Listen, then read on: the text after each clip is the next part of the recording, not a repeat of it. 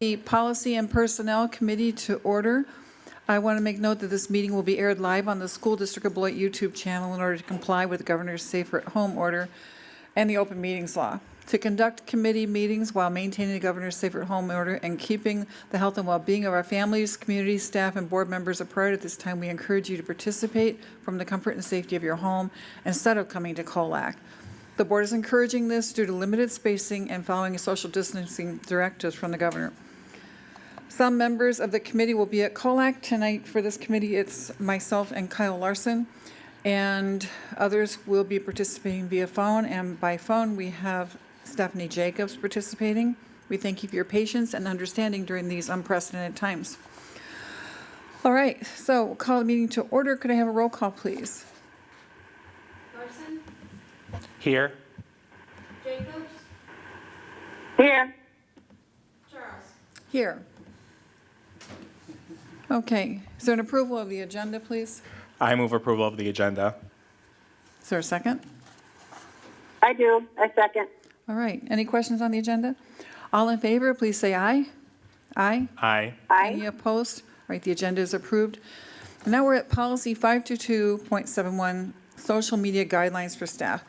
This one, you might recall, came last month as a group of policies to be approved without a second reading by policy committee, to be approved by the board tonight for second reading. But there were some public concerns about this policy, so we held off on it, brought it back to committee tonight. And in the meantime, I did speak with our superintendent, Sue Green, and she has asked that we table this indefinitely and allow them to take the verbiage that we like off of it, because some of it was good, some of it we wanted to remove. So she would like the administration to take the verbiage that we want to keep and incorporate it into the revision of the handbook, the employee handbook, which is taking place now, correct? Or they're working on it? Yeah, it would be done and completed before July 1st. Okay.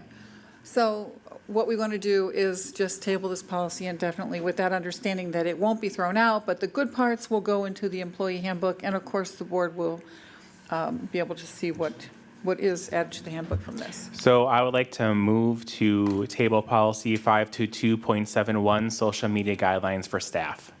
Okay, is there a second? I'll second it. All right, all in favor, please say aye. Aye. Aye. I assume Aye. there was no discussion. I'm sorry, I missed that point. Okay, was there any discussion? I apologize. All right, all in favor, please say aye. Aye. Any opposed, say nay. All right, so policy 522.71, social media guidelines for staff, is tabled indefinitely. Now we have policy and personnel, and there is a motion to go into closed session for some items that I know some board members would like to discuss on this. I would like to move to convene the Policy and Personnel Committee into closed session pursuant to Section 19.85, Parent 1, Parent C, relative to considering employment, promotion, compensation, or performance evaluation data of any public employee over which a governmental body has jurisdiction or exercises responsibility. Thank you, Kyle. Is there a second? I second. All right, roll call, please, Michelle.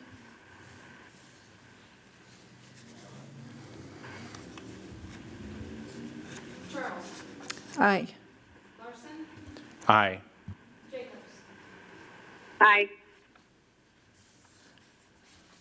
Okay, so we voted unanimously to go into closed session, and we will be going off of the camera now and going into the closed session meeting room. Thank you.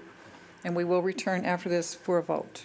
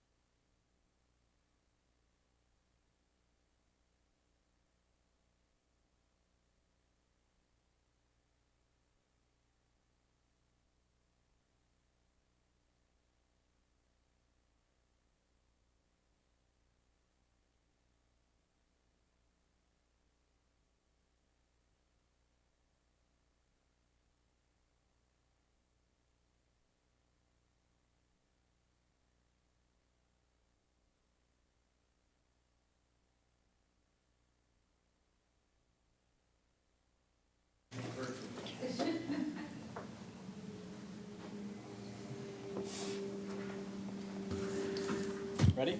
Okay, we're once again in open session for policy and personnel meeting.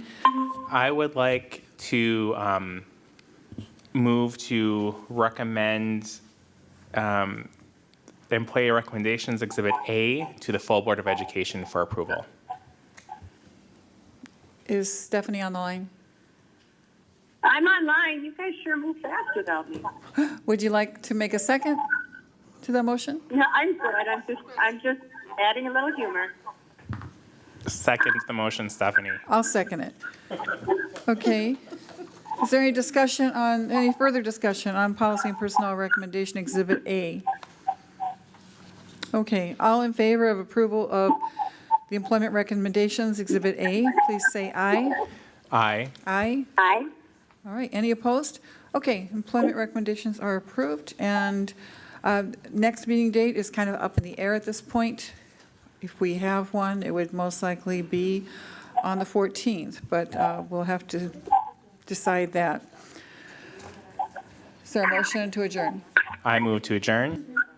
All right, all in favor of adjourning, or is there a second, Stephanie? I'll second it. All in favor of adjourning, please say aye. Aye. Any opposed? Okay, we're adjourned. Thank you.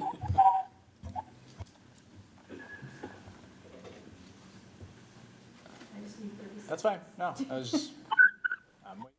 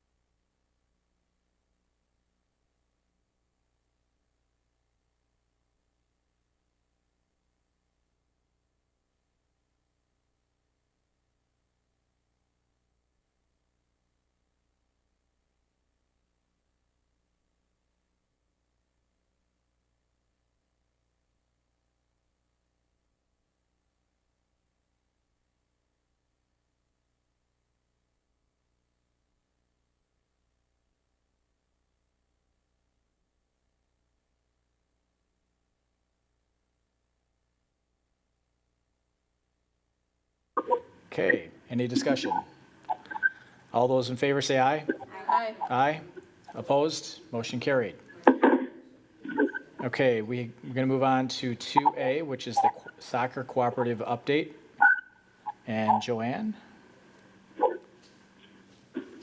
I have Joel on the phone. Okay. He's going to talk to us through this. Sorry for this. Can you hear us, Joel? Yes, I can. Can you hear him? Barely. Go ahead, Joel. So we're talking about girls soccer, right? Yep. Okay. So I reached out to the WIA before, after the last meeting that we had. I informed them of what we were looking at doing with our girls soccer co-op, and they are pretty firm in saying that if we're going to renew the co-op, it has to be for 2 years. We cannot do it for one. We can't even do it for three. It has to be for two.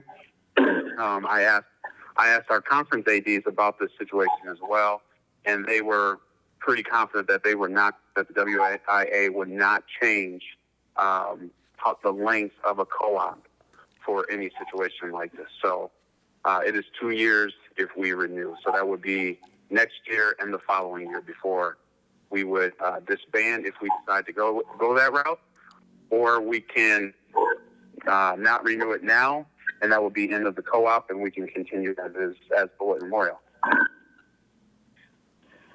I recommend that we should. I know this is hard for me to say, but I know with the COVID situation right now, but I do suggest that we just end the co-op right now instead of going 2 years. 2 years from now, we'll end up with a similar situation as the Verona and the Verona girls and boys swim co-op, where they'll have kids in the program for 2 years, and they are going to want to stay in the program. It'll be tough to have a freshman join right now be in the program for 2 years and then their junior and senior year not have soccer.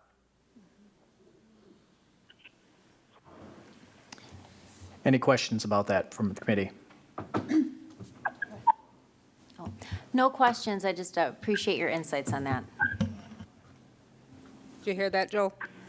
I'd echo the cannot. same thing. Yeah, no They questions, said that but they do didn't have appreciate any the questions insight. and they appreciated your input. Okay. Okay. Yeah, let me know what I need to do next. I think that do we need a motion on that? I think we, Bye. I'd like to make a motion that we conclude our contract, our agreement from 2018-2020 school year and move forward without renewing the soccer co-op with Blake Turner. I'll second. okay, any more discussion? Point of clarification, is that a recommendation to the full board? Yes. Yeah. Okay, because you didn't mention that. Okay, My apologies. No, no problem.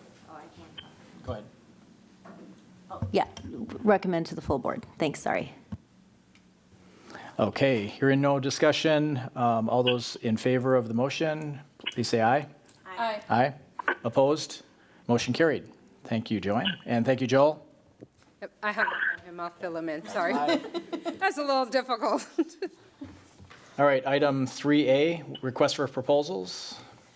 Yes, in the midst of the COVID-19 and all of the goings-on right now, we wanted to, of course, start looking at budgets and projects that the district may want to do. So because pricing is so varied right now, and especially people are looking for work and things like that, we wanted to get ready and get the committee and then board approval to go ahead and issue some RFPs, which are requests for proposals, for a couple of our projects of the pool filter replacement, a new swing set at Converse to replace the current one that's falling apart, I believe. Parking lot crack filling at all of our schools. Redoing the small parking lot at McNeil, and then hopefully the next year we would do the larger parking lot. Flooring replacement in 4 classrooms at McNeil, which I think are our last 4 classrooms that we need to do. Redoing some bathrooms at Todd, Hackett, and Cunningham, and then the house tear downs of the properties that the district has purchased. By no means does issuing these RFPs mean we're doing the work. I want to be clear there, we're not committing. It will be in the RFP saying that this does not commit us to contract, but we have no idea pricing on all of these things.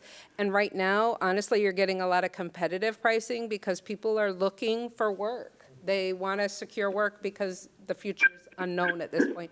So we have an opportunity to get some good pricing that we can hold people to if we were to go to contract. So it's more for a budget standpoint, so Sean and I can make some plans. And these aren't necessarily in our priority list. This is, we do know that the pool filters, we need to do something because we're continually having problems there. So that is one that's at the top. And if we're to do a project, we would expect that one to be the one that we would first be looking at.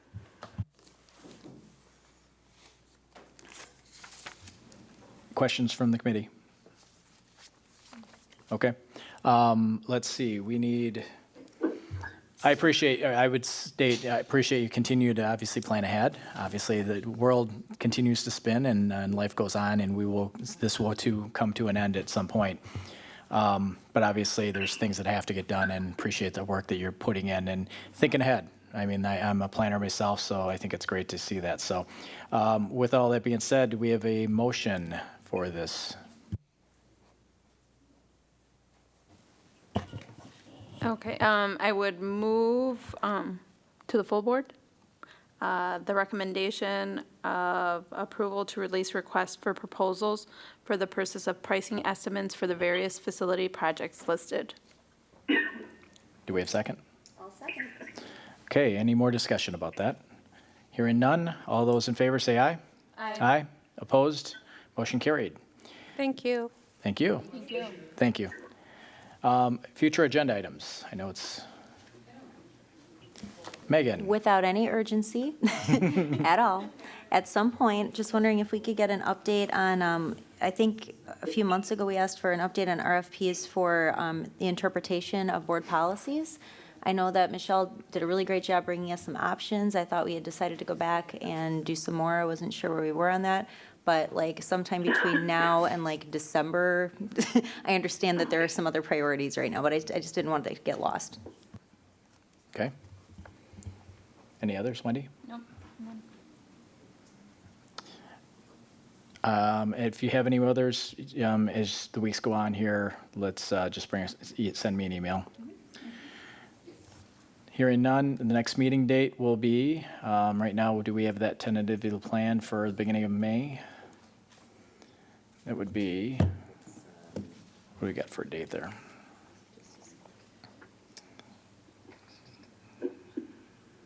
Is it the first Tuesday? Yeah. Yep, May 5th. May 5th at 5:15. Is that a Pardon me? Should we, it's like a holiday. Do we care?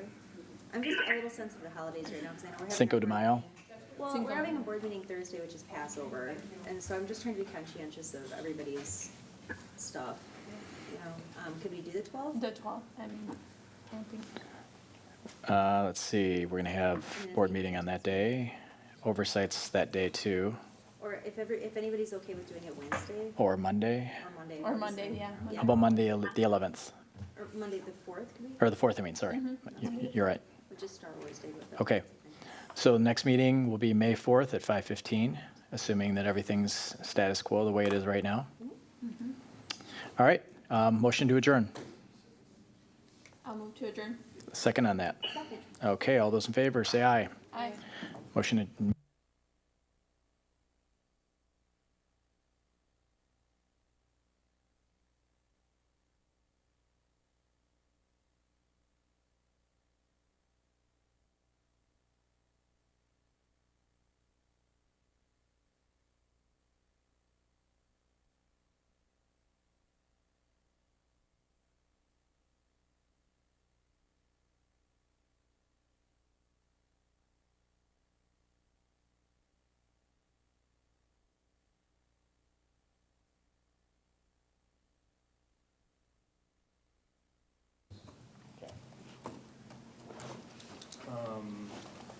Or I could ask her after each item, she wants to add something. That might be better, will it help our sound or not? Maybe it'll help our sound if that mic is off, and Michelle, will it help if our sound is off, the mic's off, or not really make a difference? We're not getting that back. We're not getting any back right now. Yeah. Well, you know Stephanie is.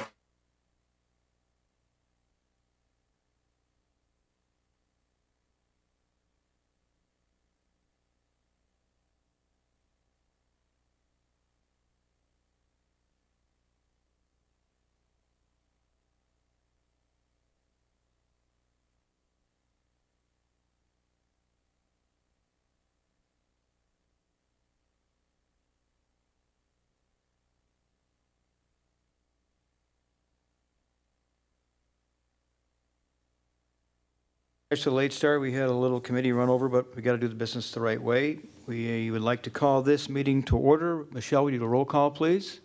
Charles? Here. What? Here. Larson? Here. Miller? Present. Sanchez? Here.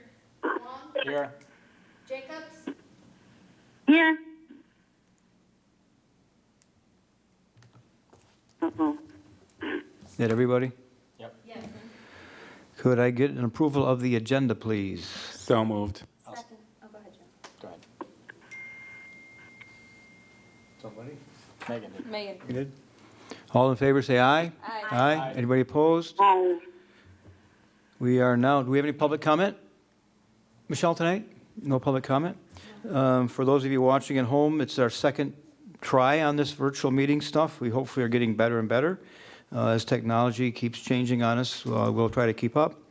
So we are to the superintendent search. We have the WCAB that's going to do a virtual presentation for us. And then this is really about the WCAB and this, what's the back thing coming from? Okay. After our last meeting, there was some concerns as to what the WSB can do and what we're looking for. I talked to Dan on Friday. We had a nice conversation as to some of the things they're doing that's creative that will help us through this time with this virus situation that we've got. So, Dan, you want to introduce yourself and your partner, and it's your show for a while. Can she turn off her, on the other end, it's on her end. Did you just turn it over to Guy and me? Yes. Okay, thank you very much. What we have done is we put together a brief presentation tonight. And some of it's similar to what we presented earlier, some of it's not. And then what we certainly would like to do is to leave most of the time for discussion and questions that you have. My name is Dan Murad, and I'm one of the search consultants with Wisconsin Association of School Boards. Just in the way of background, I spent most of my the last 7 as superintendent, and then I spent 4 years as superintendent in Madison, and my final 6 years as superintendent was in a district in Michigan, the Birmingham Public Schools. So with that, I'll turn it over to Guy Levitt for his introduction. Hi, I'm Guy Levitt. I am working with WSB as a search consultant. Served as a superintendent for 19 years and a CESA administrator for 1 year. Go ahead, Dan. You give us a chance to provide some more information. And I would like to begin by with an apology for any concern or confusion that may have been created by the letter I sent. Yes, we did indicate that we had flexibility in the search process, but in looking back, we didn't have the benefit of a conversation about what that could mean, where that flexibility could come from. And hopefully tonight this will be the beginning of that type of conversation. But more than anything, we want to make sure that we're able to respond to any questions that you may have. Show some slides. Guy, if we can go to slide number 3. Okay, I am going to move to a presentation mode now.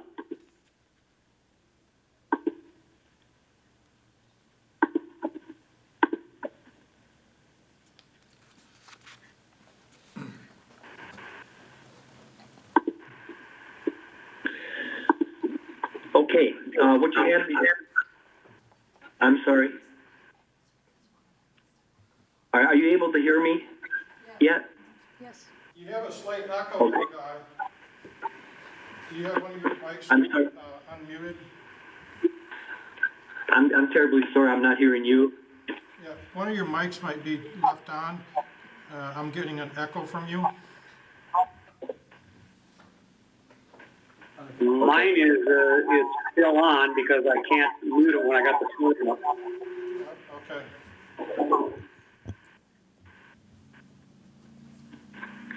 Should we go ahead and try it and just see if you're able to hear? Yes, please. Okay. We approach our searches with a very keen understanding that you are in a period of transition and leadership change, and that you have also defined some direction for yourself as a school district. And that's what you see on this slide is right off your own mission statement and your statement about how you work to prepare students in particular. We mention that because the type of search that we want to do on your behalf with you is in recognition of the good work that you're doing. And while any new superintendent may come in with ideas, it's also very important that that superintendent have an understanding of the work that's being done so they can share with you their ideas on how that work can be built upon. So that's why we share that particular slide.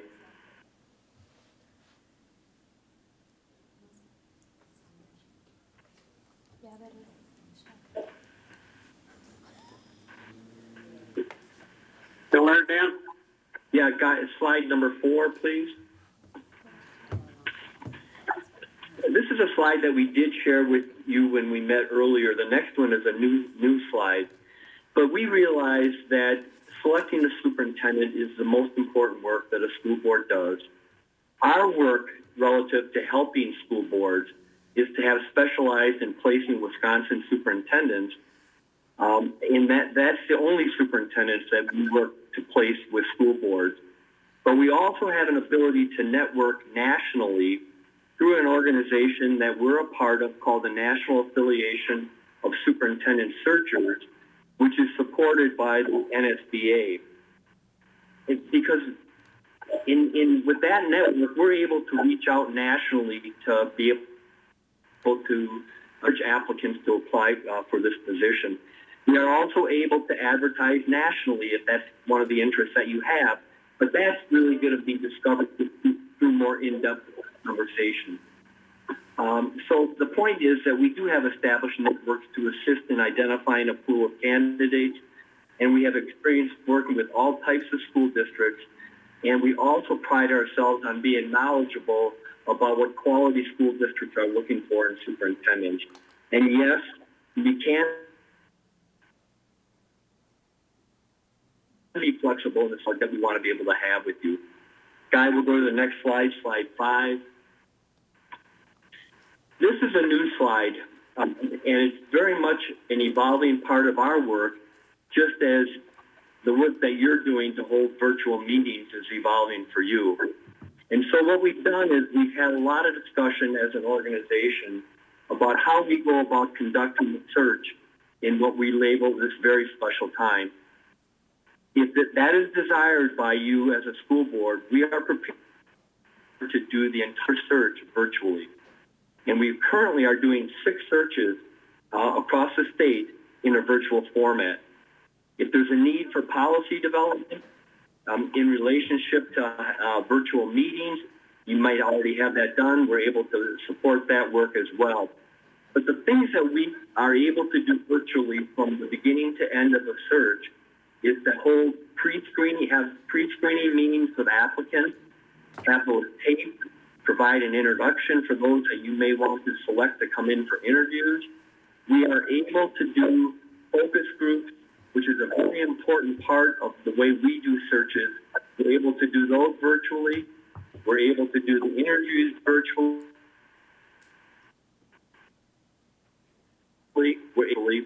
And something that's not on here that we'll mention again later on is that should you desire, when you're down to final candidates, to do a public forum, we can do those virtually as well. And we have experience already doing public forums virtually. And the remainder of this slide is to let you know that we are able to work on a variety of platforms, and we certainly are more than willing to work with you on whatever platform you're the most comfortable working on. But I think what's important for us to share with you is that we are able to do the entire search in a virtual way with all the various components of the search. With that, Guy, we'll move to slide 7. This lays out the various search stages. And so we have a very sequential manner in which we go through the search process with you. And in many ways, these don't vary from what other search firms do. But one of the things I want to point out to you is just how important the planning and preparation and engagement with stakeholders phase of this process is for us working with you. So what we would propose is a very formal planning meeting with a very complete agenda that would identify the entire timeline for the search. You need to know the timeline that you want to work with in developing that. And we have a whole series of things that we would address in a form of engagement with stakeholders. We really have 2 main tools that we use for this engagement. So keep in mind, those forms of engagement, which I'll describe in a second, are very much aligned to the search. But at the same time, we feel that this is also an opportunity for the school district to create new forms of engagement with stakeholders around the issues of how additional trust can be built for a school district. So one of the two ways that we look at engagement is through the use of those focus groups. And we do those typically with staff. We can do those with community members. We can do those with parents. We can do those with the school board. And who we do those with really come in that planning meeting where we work with you to decide who you want to reach out to. And in discussing this a little bit with Jeff, I know that there is some priority that's being placed on ensuring staff input into the search process. And that's clearly something that we can accomplish through the focus groups, and we can also, to reiterate, we can do those virtually. What we're looking at through those focus groups is to be able to identify a profile for your next superintendent. And it's very important that this listening occur in a way that helps you understand what your stakeholders are looking for. And I know you've gone through this some in your prior searches as well, so some of that prior work may serve a value here. The second way that we look at engagement, while we place a priority on these focus groups, facilitating them, the second form of engagement is a community survey. It's entirely up to you whether or not you want to do that survey, but it provides a way for people that don't want to plug into a focus group to have input into the qualities of your next superintendent. What we try to do is through this, both the focus groups and the survey, if you desire that, is we work to create a profile for your next superintendent. But there's a second part, and this is part of the type of advertising that we would do for your position. We also attempt to identify through those focus groups in particular, what assets does the school district of Beloit have? What is their senses of pride? What are the senses of pride in the community? Because part of it is, if you're looking to attract people who don't know anything about Beloit, it becomes critically important that we be able to share your story about the Beloit school district and about the community of Beloit. We'll go to the next slide, and we just have a few more, slide 9. This one is a little bit repetitive, but again, as part of the posting the vacancy, and I know that you've done some posting already, but in posting this through WASB, we would use the focus groups and community survey to develop a candidate profile. We would also develop on your behalf an electronic brochure, and we would work with you to decide to the traditional advertising that WSB does. In particular, if it's national advertising, we have a way to accomplish that on your behalf. You may want that, you may not want that. And then the other thing that happens through various forms of engagement is it's very helpful because part of our application process, I believe different than we can, is we have respondents, applicants, I should say, respond to 2 or 4 essay questions, and those can be developed as part of the profile process through the focus groups in particular. I want to go to slide 10 then.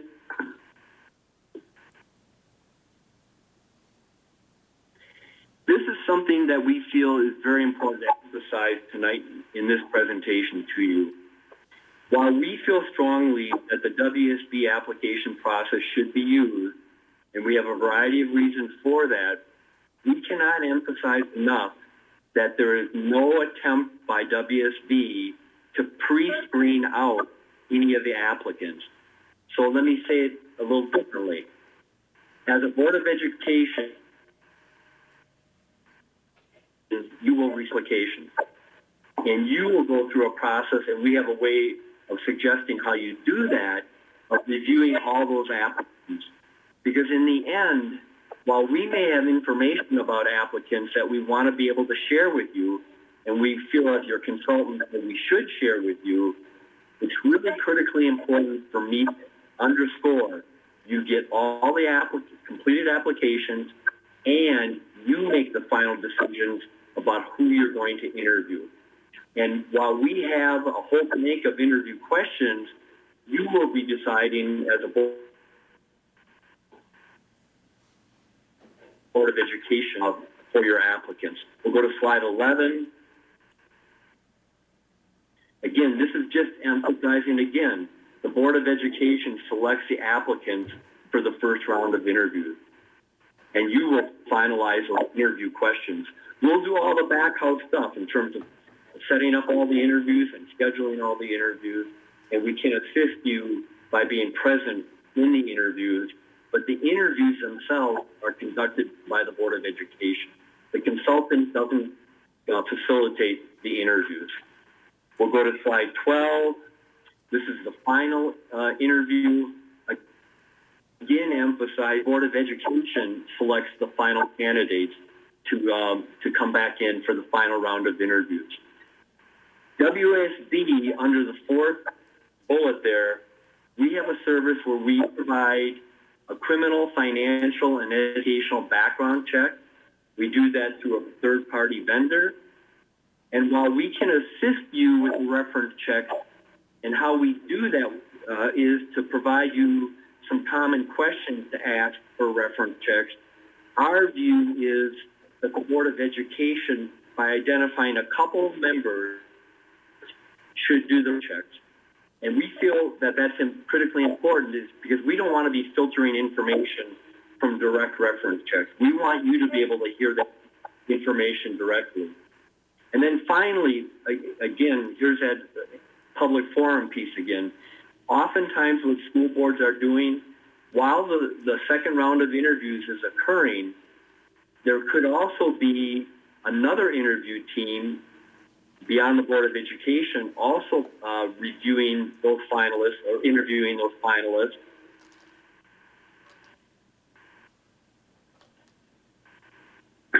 But we can also conduct public forums virtually to be able to have these people respond to the public, present themselves to the public virtually, and to be able to respond to the questions directly from the public.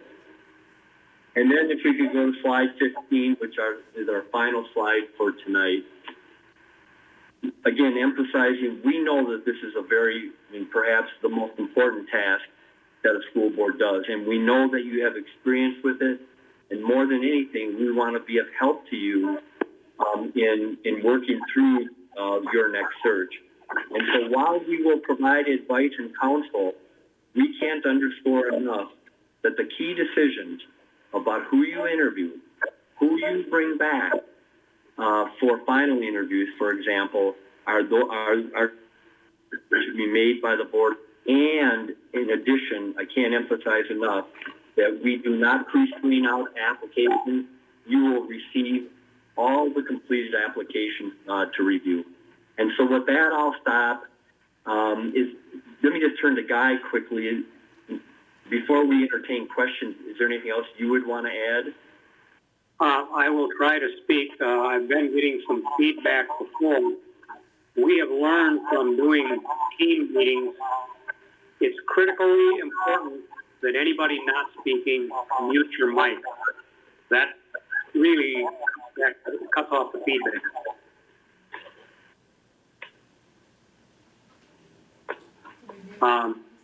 That clearly is helping on my end because I'm not hearing the feedback I was hearing before. So that's one of the lessons we've learned in presenting in a virtual format. So anything else, Guy, for now?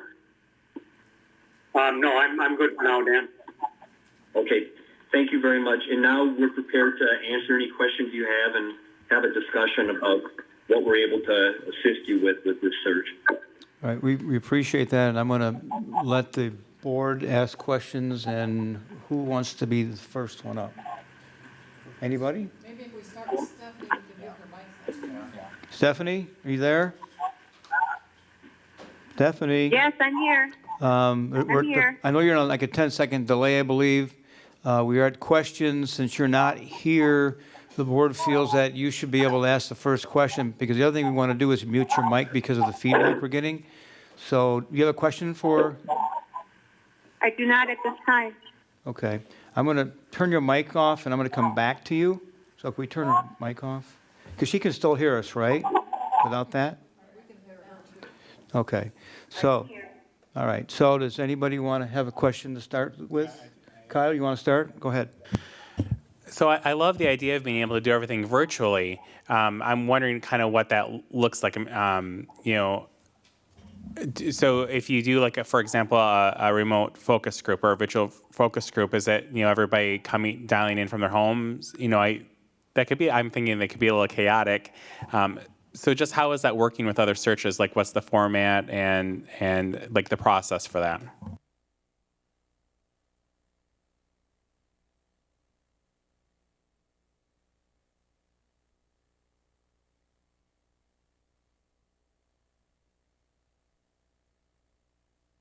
Screen so that I can record the answers that people are giving to the questions. Generally, it takes people commit about 45 minutes to the question, but it's worked quite well. Okay, thank you. And if I could just add, what we have is we have a set of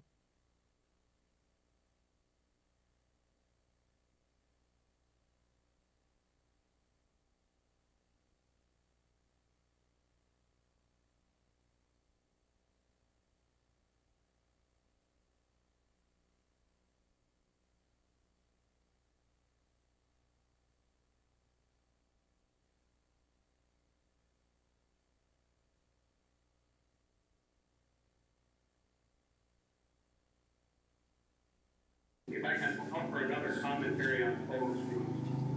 When we meet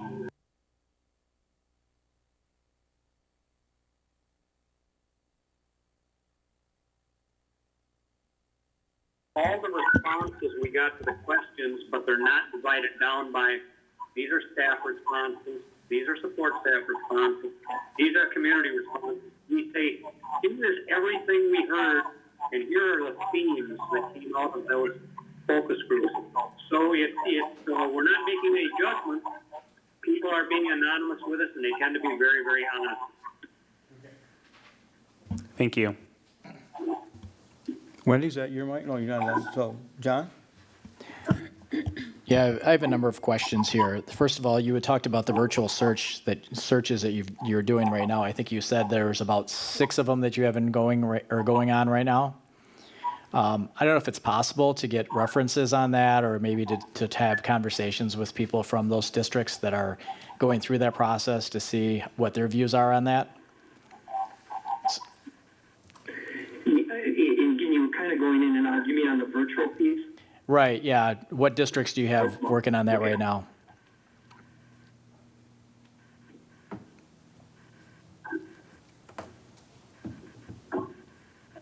We could perhaps have you make contact with the superintendent of a district we just completed a search for, which was virtual.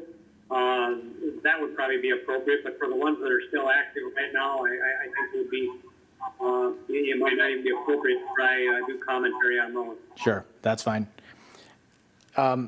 Second question is, when we first started out this process, I know there was some confusion as far as what you were going to do and what we may do. And while I know we initially had the posting through WeCan, and that obviously caused the conversation about the letter. But I guess so that we're crystal clear on that, and I'm not speaking on behalf of the board or the staff itself, I know that we've talked to Ms. Armstrong to see what she would be willing to do. But what are the things that are definitely on the table that that WASB has to do to make this possible so that you guys can take the ball and run? And what are some things that perhaps we can do, assuming we have time and the personnel to be able to do that?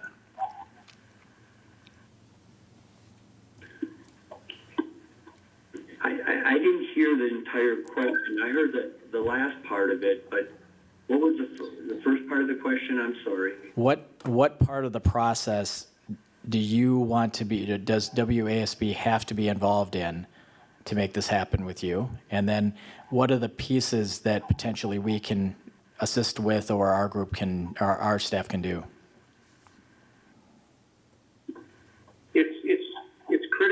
important for us to do the posting through WSB. We've got an electronic application process. We've got a paralegal in the office to go through, make sure applications are completed, and consultants the other consultants then are able to weigh in on these candidates, which is helpful to us. We also feel it's important that as an outside entity that we conduct the focus groups because we have no agenda. We're from the outside, we're gathering information, and the only system we're looking for is to get you the best match possible as your next superintendent.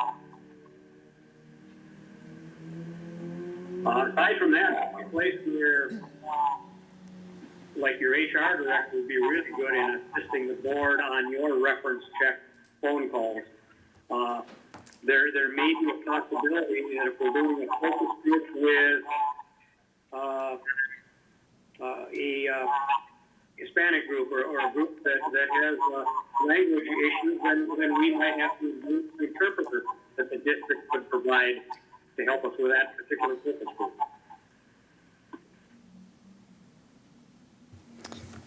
Okay. You had mentioned about, let me, what part of the interview? Go ahead, I'm sorry. Okay. You had mentioned about the interview process itself and that's more of the board doing that. Would you be involved at all with the interview process? Or is that strictly up to us? You set it up, they come in, or we do a virtual one, we interview them, and then we make our selections, and then we pass it on to you? Yeah, I think that's an area that we could discuss how it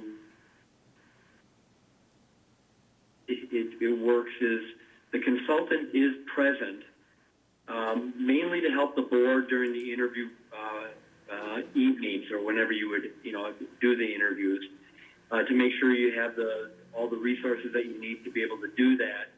And then oftentimes what happens is when the board is deliberating, the consultant may be asked to provide their input through the interviews just as another set of eyes. Now, I'm not saying that that can't happen another way, but that's how it's currently been used and done. One of the things also, we've usually had a consultant sit in on the interviews because then at the end of the 2 nights of first reviews, we're able to help the board narrow the field. But also, the consultant then makes contact with all the candidates who received the first interview, lets them know which ones advanced to a second round and which ones didn't. And because of our process, many times those candidates that don't advance are looking for feedback. If we have sat in on the interview, we're in a position to give them that feedback, which is very helpful. Okay, thank you. And last question, are there any follow-up services that you would provide? The biggest follow-up we provide is as part of our search process, we offer an onboarding meeting after the new superintendent in the district about 60 days, just to be sure that the board and the new superintendent get off on the right foot. And we offer that. It's built into our search cost. It's not an extra add-on. Okay, thank you. Pam? Okay, Dan and Guy, thank you so much. Oh, I guess you're over here for me. Thank you for this presentation. You've covered everything again, and I appreciate that. We already voted to use WASB. And so I think the question right now is how do we proceed as far as those applications that came through that you have to have come through you? What are the next steps with that? That's my first question. And then the second one, if you could address, how easy are these focus groups to do virtually? Because right now it's a little bit clumsy, and it might be because we have various mics going and all that, but is it really going to go smoothly if we do focus groups virtually? So those two questions. How do we proceed with applications, and how well will this focus group, virtual focus group, go for us, do you think? In terms of the applications, let me just take a step back. If we're going to move forward together, which is obviously what we're wanting to do as an organization, we need to set up a time to complete that planning meeting because there's a whole variety of details that you need to weigh in on as a board, and that really creates the roadmap for the entire search. So we would need to set up that planning meeting. And then in terms of the applications, one of the things that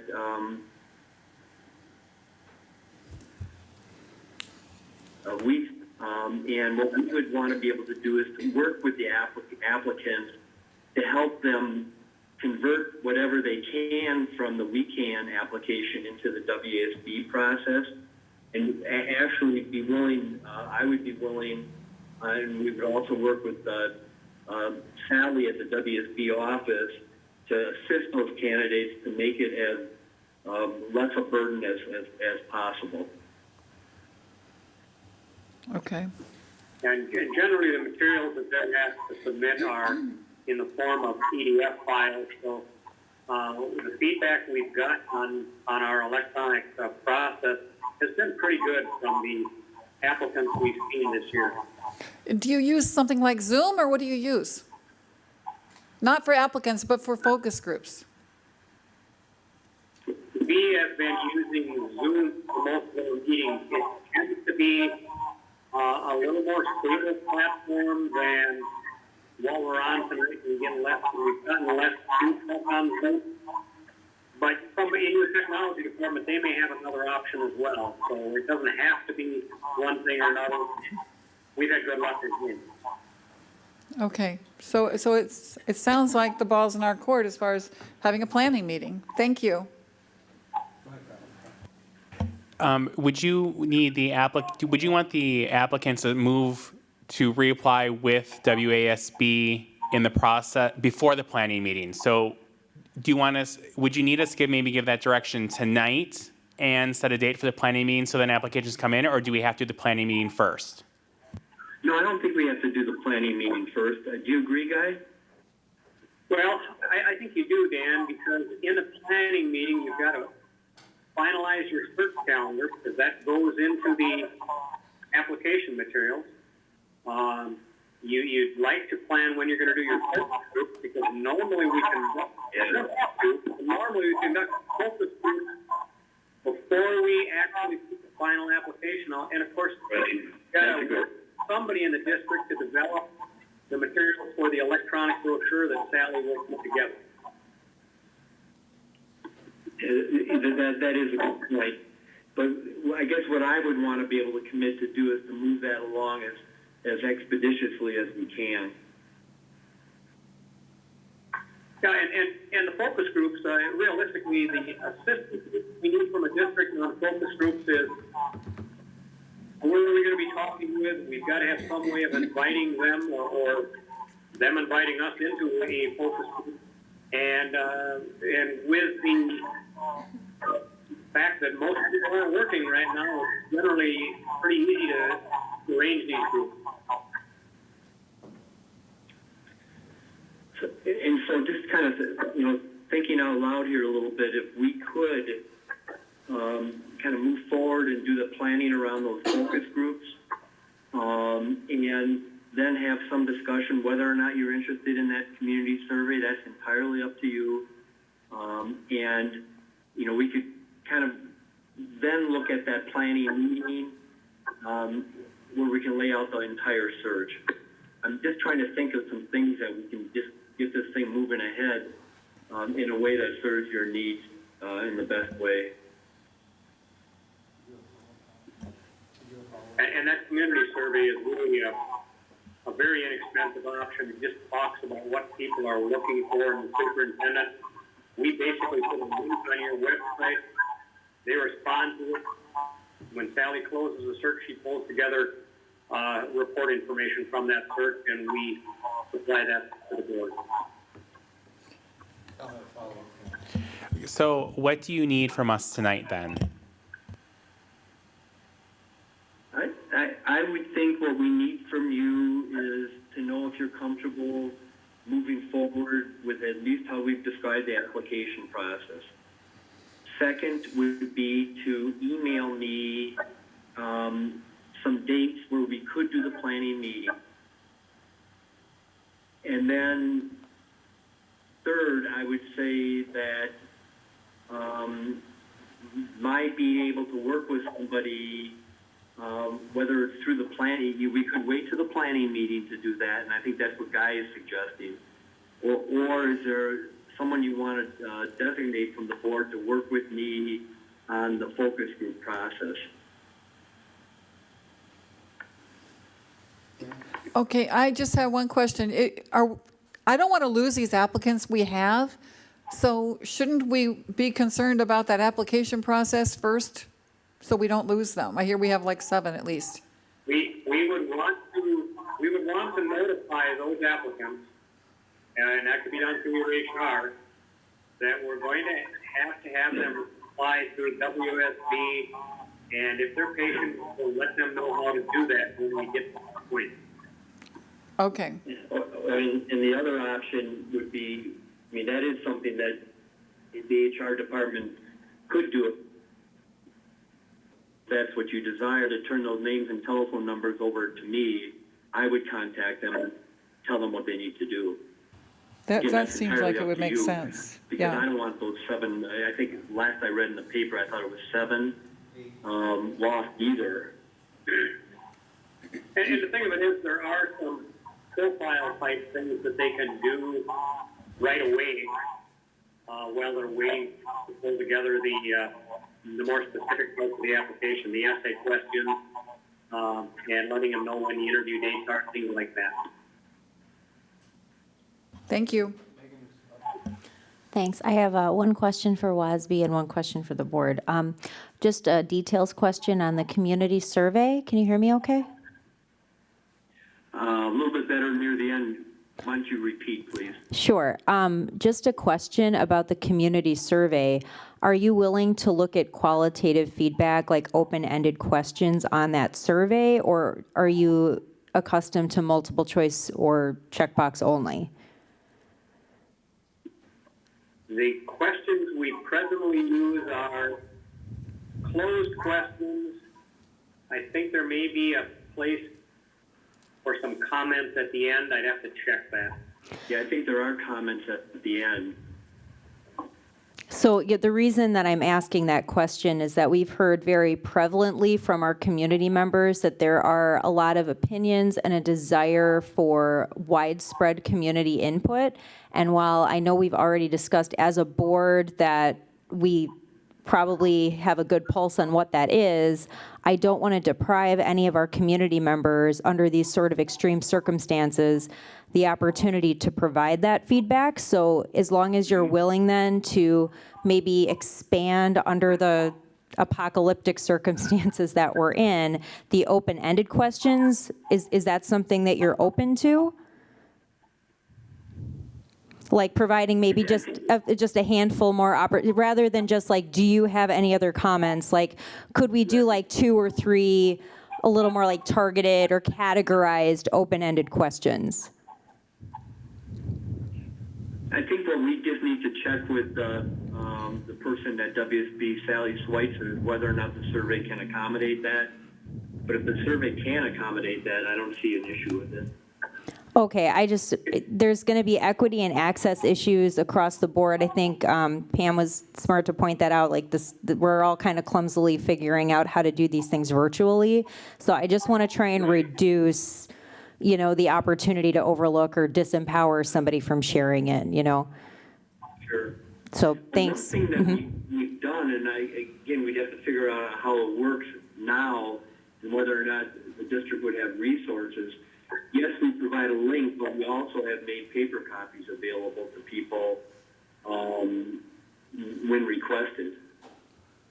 That's, We have to figure out how to make that work and can it work? John, do you want to jump in? And some of the way of doing that, like the paper copies, is maybe they get turned into your board secretary or something, and then she might input that into, the survey is done through SurveyMonkey. So yeah, if we could look into the feasibility of both increasing just a small number of sort of categorized open-ended questions, as well as the logistics of doing a paper survey in addition to an electronic one, personally, I would appreciate that. If everybody agrees, that's okay? Okay.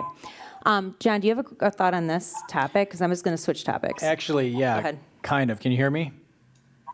Yes. Okay.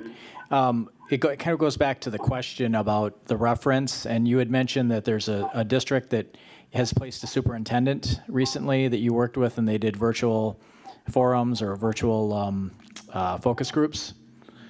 Perhaps, I mean, I'm just thinking out loud here, would it be beneficial to have, whether it's our technology area or our HR or even a representative from the board, communicate or have a meeting with that district if possible to find out some of the stumbling blocks that they ran into and see if our technology is similar to what they have as well.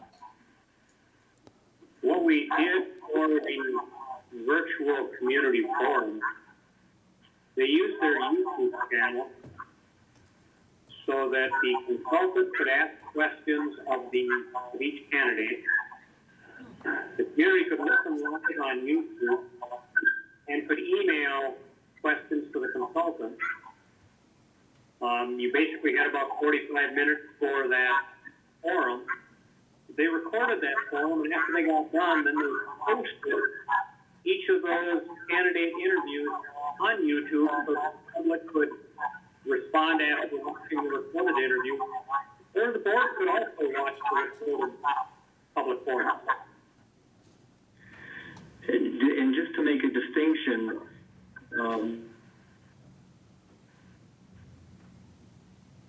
you said about the confidential nature of that, we would not be recording those. But if you, in the final round of interviews, if you want to do those forums, let's just say you're down to 3 finalists, those could be recorded, clearly. And yes, we can work with you to figure out who to talk to in that district the guy mentioned. Okay. Yes, and we work closely with your technology people on that. That's the way to make it work. We would have to work with your technology people. Okay. Megan?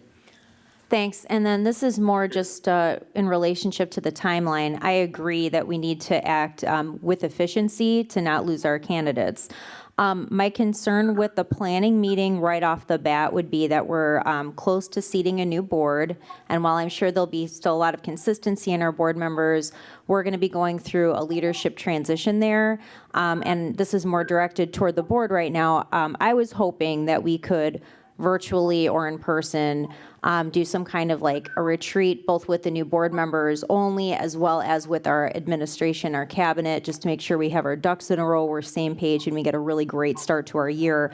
I feel like that needs to happen before we can schedule a planning meeting. I don't think it has to happen long before. I think the two can happen close together, but I just want us to be conscientious of the timeline and factor in if we can find a happy medium between acting responsibly to maintain those candidates, but also not be too hasty moving forward before we ourselves are all acclimated. I just wanted to kind of put that out there, so thank you.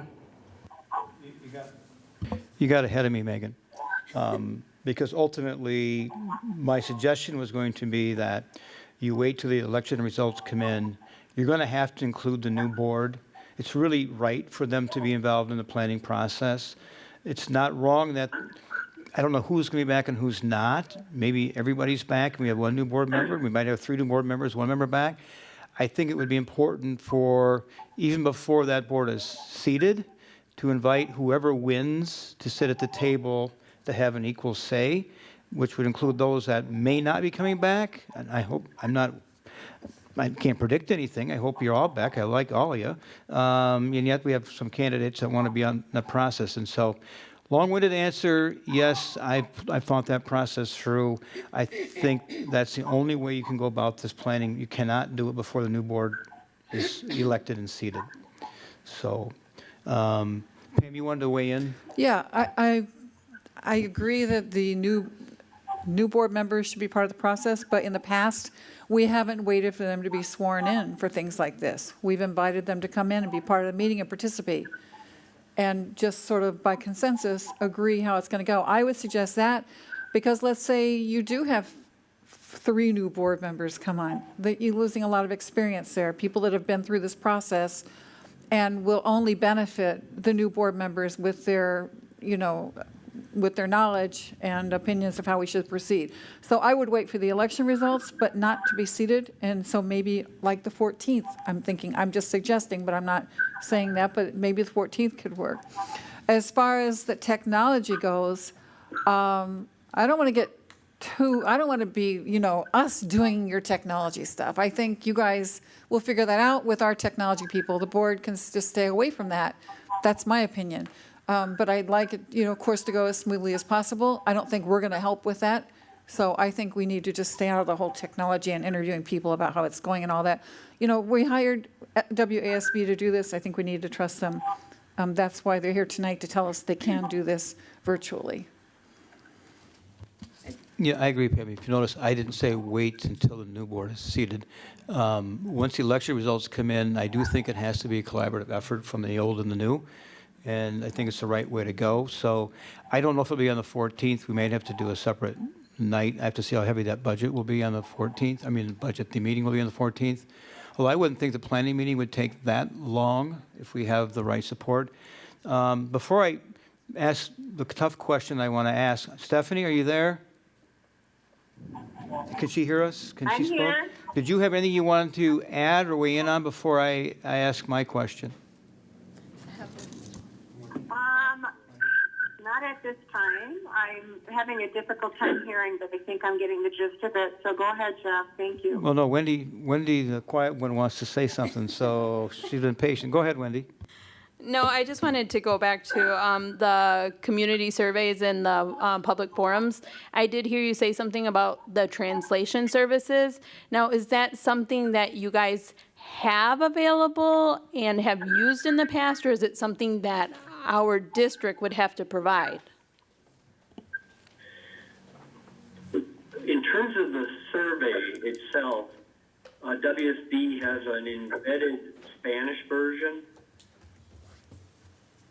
So that could be naturally added, and I use that in another one of my districts in the state as part of a search. So that could be done. In terms of like if we're doing a public forum for the finalists, and you wanted to make sure that you had translation services, we would need to work with you on ensuring that those services were available for those forums. Okay, thank you.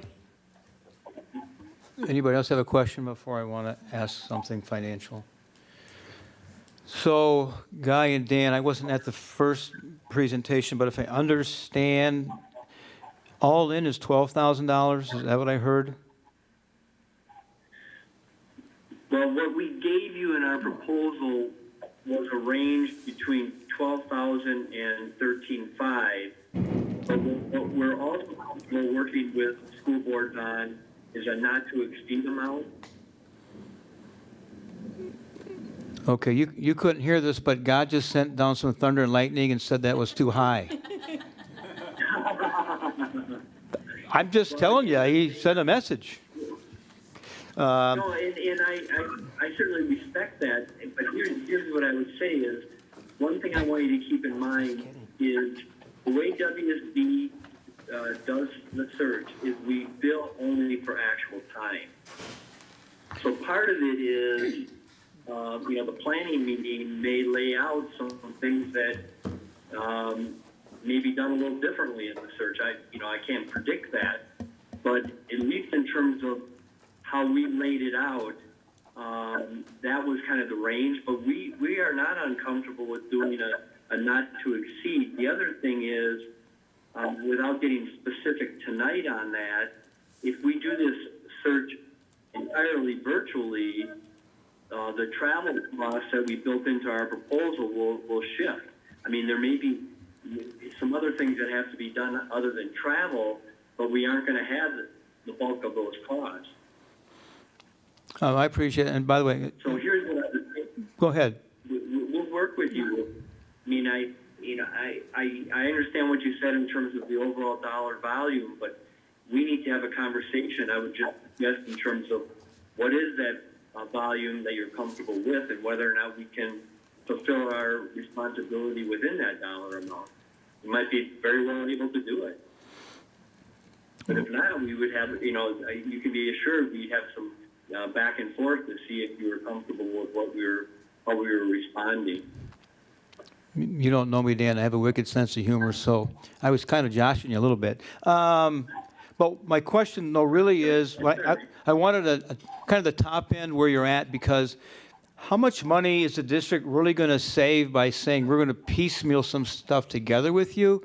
Because I hear the board saying, well, we want the application process there. We want the virtual meetings there. We want to have some support on some other things.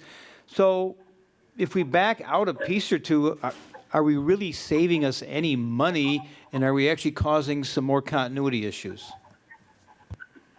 You're not saving a great deal of money, particularly if we're doing this in primarily a virtual format. And the thing about it is, we're getting later in the thing. You could reach a point where we do the phone work. You don't end up liking the candidate. It's possible then to suspend the search, assist you in making sure it's an interim, and pick the search back up again in the winter.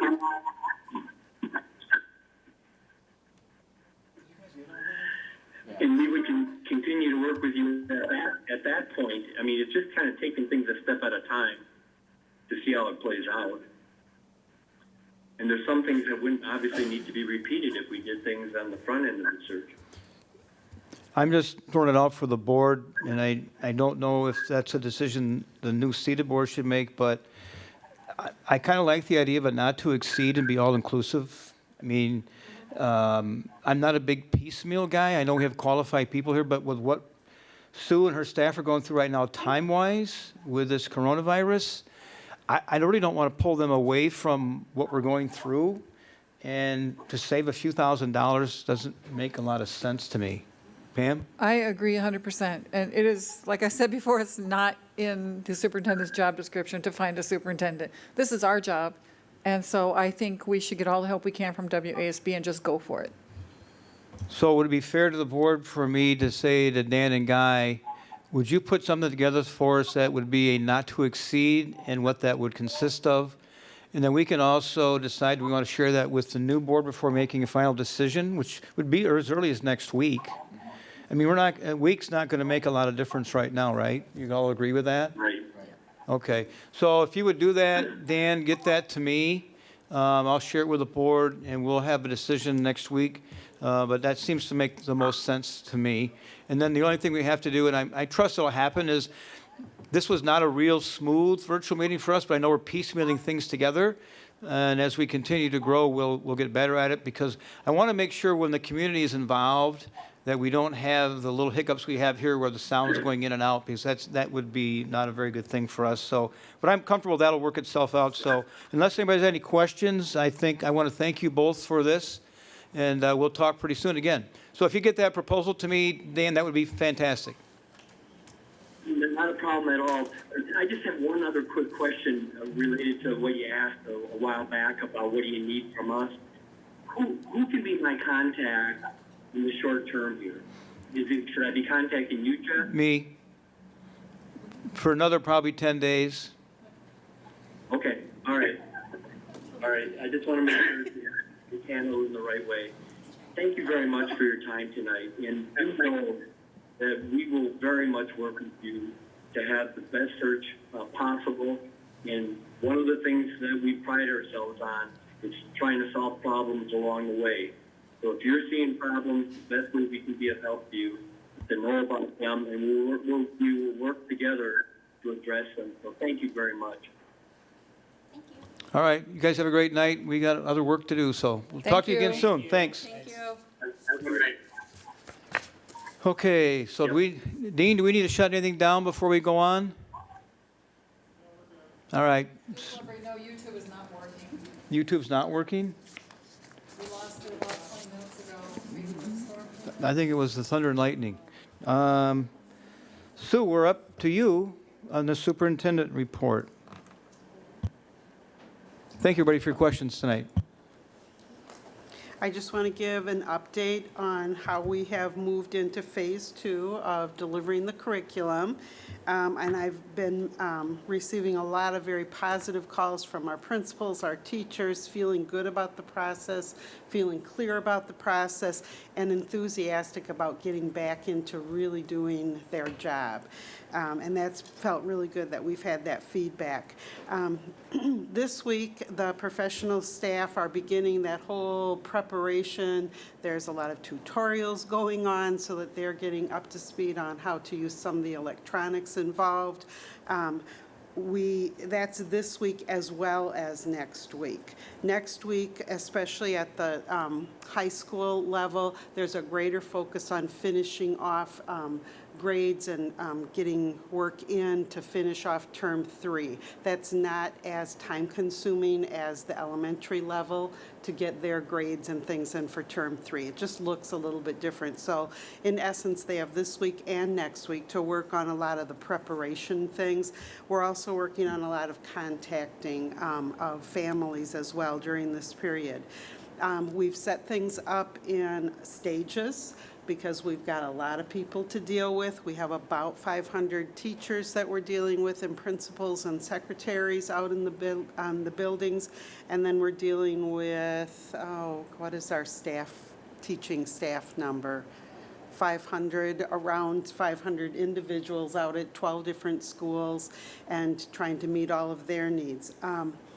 Joanne has done a fabulous job with setting up a schedule for people to get into the buildings, to get essential items to deliver the curriculum and do their jobs. This week, she and Sean are meeting people at the buildings. Right now, the first one today was all of the principals and the secretaries.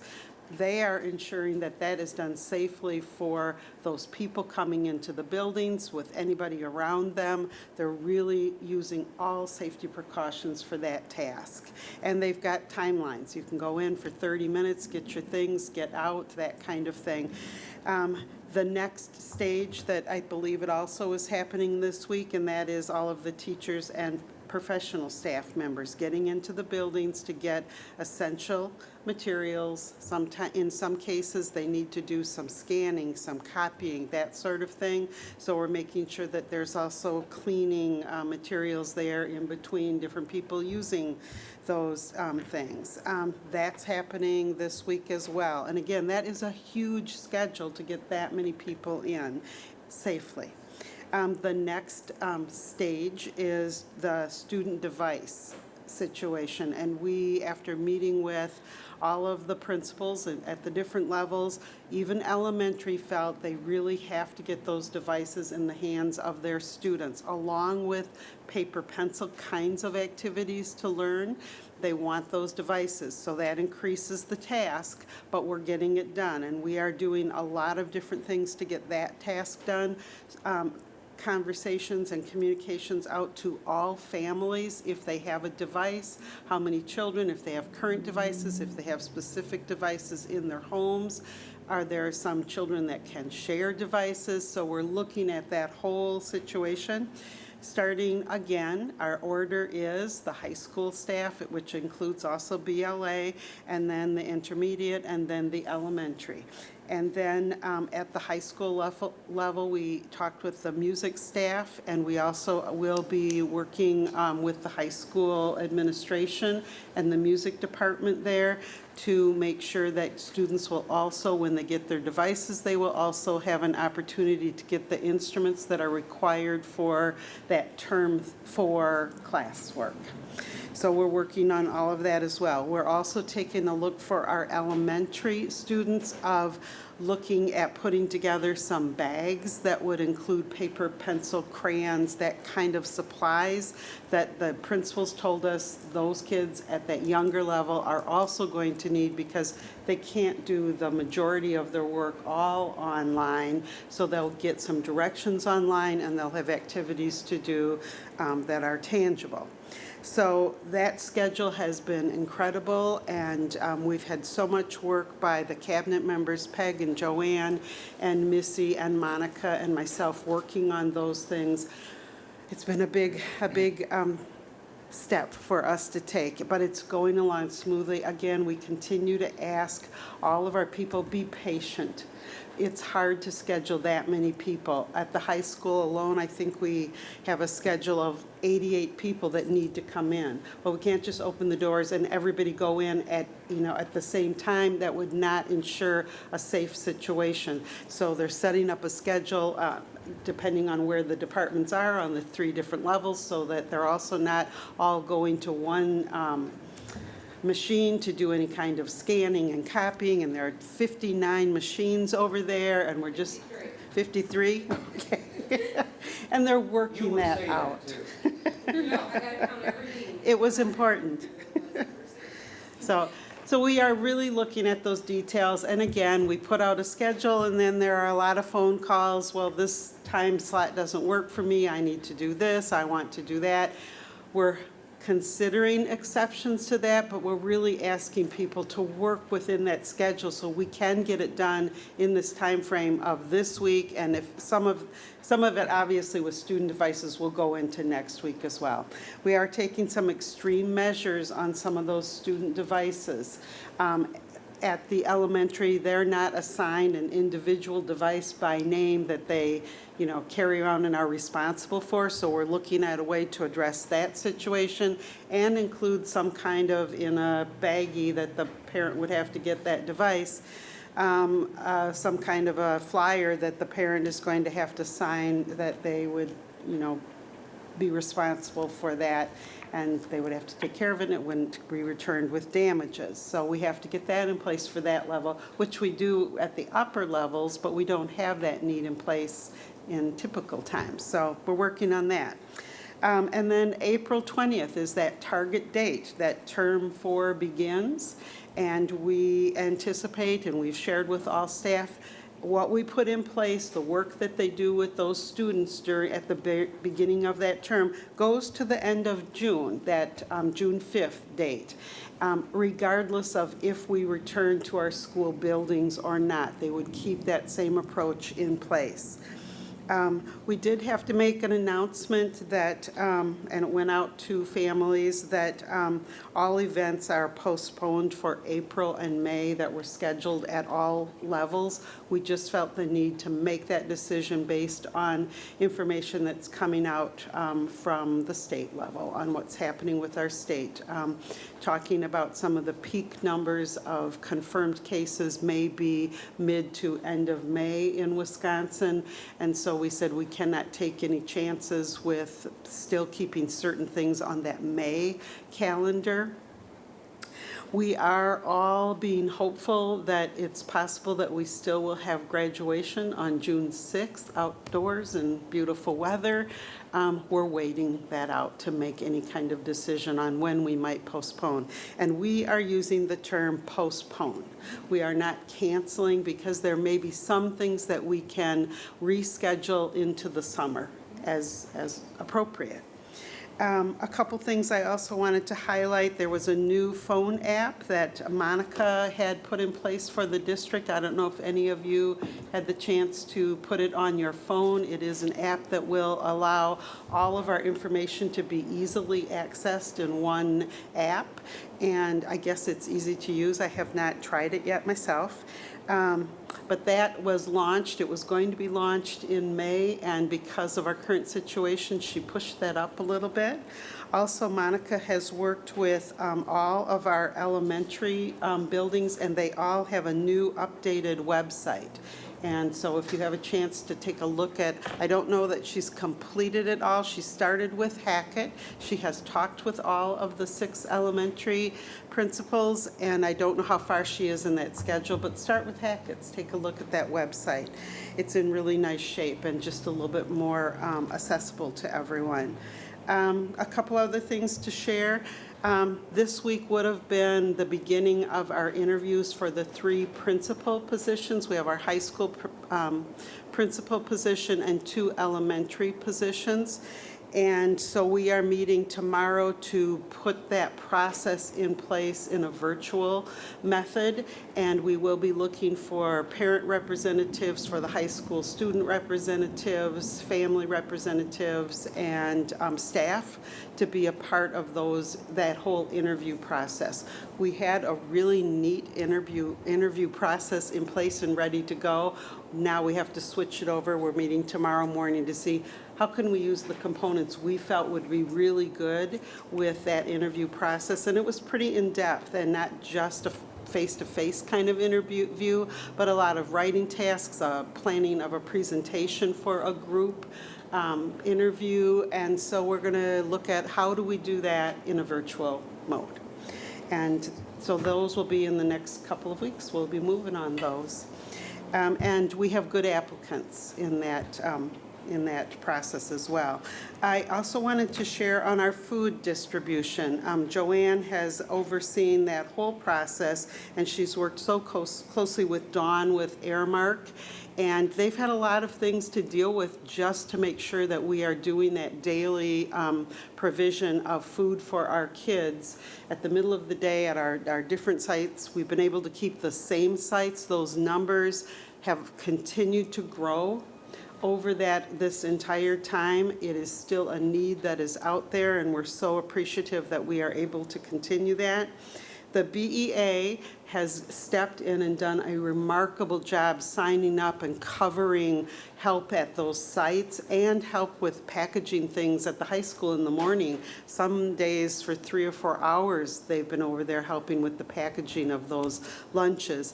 And because now they shift starting this week to that preparation of, doing their typical job in an online manner, they are now going to be done with helping out. And Joanna has been able to secure the people that are employed with us through Durham. And they are eager and excited, and they're going to move into that position of being at those sites and helping with that distribution. So we are happy to hear that as well. And we have this growing list of all of the people we are all going to need to thank so sincerely for everything that's been done during this crisis time. And the BEA members are way at the top of that list for all that they've done on a volunteer basis to help. The other thing that I wanted to share was where we're at with the calendar for next school year. I'll share that. Thank you.